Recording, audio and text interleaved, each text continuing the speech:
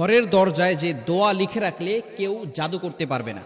আমাদের সমাজে কিছু মানুষ আছে যারা বিভিন্ন সময় আমাদের কাছের মানুষ যারা আছে তাদেরকে ব্ল্যাক ম্যাজিক করে থাকে, জাদুটোনা করে থাকে, কুফুরি কালাম করে থাকে এবং বদনজর এটাও কিন্তু সত্য। নবীজি সাল্লাল্লাহু আলাইহি ওয়াসাল্লাম নিজে জানিয়ে দিয়েছেন, আল আইনু হাক্কুন, বদনজর এটা সত্য। সুতরাং অনেক সময় বিভিন্নভাবে ক্ষতি করার জন্য ব্ল্যাক ম্যাজিক, জাদুটোনা, কুফুরি কালাম করে থাকে। বিশেষ করে এগুলো কয়েকটি কারণের জন্য করে। এক নম্বর হচ্ছে হিংসার কারণে করে, যাতে করে আপনি আপনার লাইফে ডেভেলপ করতে না পারেন, উন্নতি করতে না পারেন। দ্বিতীয় নম্বর হচ্ছে শত্রুতার কারণে করে, আপনার সাথে দুশ্মনী হয়েছে, কোনো কথা কাটাকাটি হয়েছে, বাস আপনাকে ক্ষতি করবে, বিভিন্নভাবে আপনাকে অসুস্থ করে ফেলবে, যাতে করে আপনি আপনার লাইফে ডেভেলপ করতে না পারেন, উন্নতি করতে না পারেন। এবং বিশেষ করে অনেক সময় দুশ্মনী করে, শত্রুতামি করে এই ধরনের কাজ করে। এই জন্য আমাদেরকে অনেক সময় সতর্ক থাকতে হবে। কি কি লক্ষণ দেখলে বুঝবেন যে আপনার উপরে ব্ল্যাক ম্যাজিক করা হয়েছে, এটা একটু বলে দেই, তারপরে আমি সেই আমলগুলোর কথা বলে দিব। এক নাম্বার হচ্ছে স্বামী স্ত্রীর ভিতরে ঝগড়া লেগে থাকে।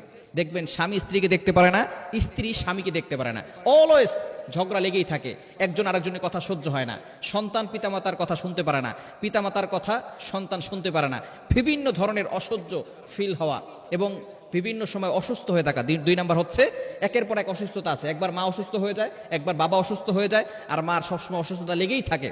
কারণ তারা টার্গেট করে ঘরের ভিতরে যিনি মহিলা আছেন তাকে যদি অসুস্থ করে ফেলা যায়, তাহলেই কিন্তু ওই সংসারের ভিতরে আর উন্নতি করা সম্ভব নয়। কেননা ঘরটাকে সুন্দর করে সাজিয়ে গুছিয়ে নারীরাই রাখে। সুতরাং অসুস্থতার প্রবণতা যদি বেড়ে যায় এবং বিশেষ করে মাথা ব্যথা করা এবং ঘরের ভিতরে ভালো লাগে না, কোনো কিছু করতে ভালো লাগে না, ইবাদতে মজা আসে না এবং কারোর সাথে কথা বলতে ভালো লাগে না, মেজাজ খিটখিটে হয়ে যায়, এই ধরনের আলামত যদি আপনি দেখেন তাহলে মনে করবেন যে আপনার ঘরের ভিতরে কেউ হয়তো ব্ল্যাক ম্যাজিক করে, জাদুটোনা করে, কুফুরি কালাম করে আপনাকে ক্ষতি করতে চাচ্ছে।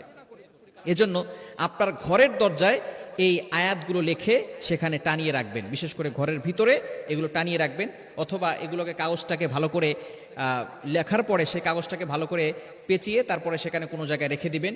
ইনশাআল্লাহ ঘরের ভিতরে কেউ জাদু করতে পারবে না। নাম্বার ওয়ান, এক নাম্বার হচ্ছে আয়াতুল কুরসি। আয়াতুল কুরসি হচ্ছে জিনদের সবচেয়ে বড় মহা ঔষধ এবং ব্ল্যাক ম্যাজিক, জাদুটোনা, কুফরি কালামের সবচেয়ে বড় ঔষধ হচ্ছে আয়াতুল কুরসি। সূরা বাকারার 255 নম্বর আয়াত, 3 নম্বর পারার 11 নম্বর পৃষ্ঠার 8 থেকে 12-13 নম্বর লাইন পর্যন্ত রয়েছে। সূরাতুল বাকারার 255 255 নম্বর আয়াত। এই আয়াতটি আমরা লিখব এবং সূরাতুল ফালাক এবং সূরাতুন নাস, এই সূরা ফালাক এবং সূরা নাস এমন সময় নাজিল হয়েছিল, নবীজি সাল্লাল্লাহু আলাইহি ওয়াসাল্লামের উপরও ব্ল্যাক ম্যাজিক, জাদুটোনা করা হয়েছিল। তখন আল্লাহ পাক রব্বুল আলামিন এই সূরা দুটি নাজিল করে নবীজি সাল্লাল্লাহু আলাইহি ওয়াসাল্লামকে সুস্থতার নিয়ামত দান করেছিলেন। সুতরাং আয়াতুল কুরসি লিখবো এবং সূরা ফালাক, সূরা নাস, সূরা ইখলাস লিখতে পারেন এবং সূরা বাকারার শেষ দুইটি আয়াত, এগুলো যদি আপনি লিখে আপনার ঘরের দরজার আশেপাশে রাখতে পারেন, ইনশাআল্লাহ কেউ আপনার ঘরের ভিতরে ব্ল্যাক ম্যাজিক ঢুকাতে পারবে না, ঢুকালেও তাদের কোনো কাজে সফলতা অর্জন করতে পারবে না। এবং অবশ্যই যদি এই ধরনের কোনো সমস্যা হয়ে থাকে তাহলে আমরা 5 ওয়াক্ত নামাজ মাস্ট বি পড়বো, ঘরের ভিতরে অপবিত্র কোনো জিনিস রাখবো না, মূর্তি, এরপরে বিভিন্ন ধরনের পুতুল, এরপরে কোনো ছবি টানিয়ে রাখবো না এবং বিশেষ করে টিভি, টেলিভিশন এগুলো চালানো যাবে না, হারাম গানগুলো এগুলো শোনা যাবে না। ঘরের ভিতরে কোরআন তেলাওয়াতটাকে বাড়িয়ে দিতে হবে। বিশেষ করে ফজর নামাজের পরে সূরা ইয়াসিন, মাগরিবের নামাজের পরে সূরা ওয়াকিয়া এবং সূরা বাকারার 1 থেকে 30 আয়াত পর্যন্ত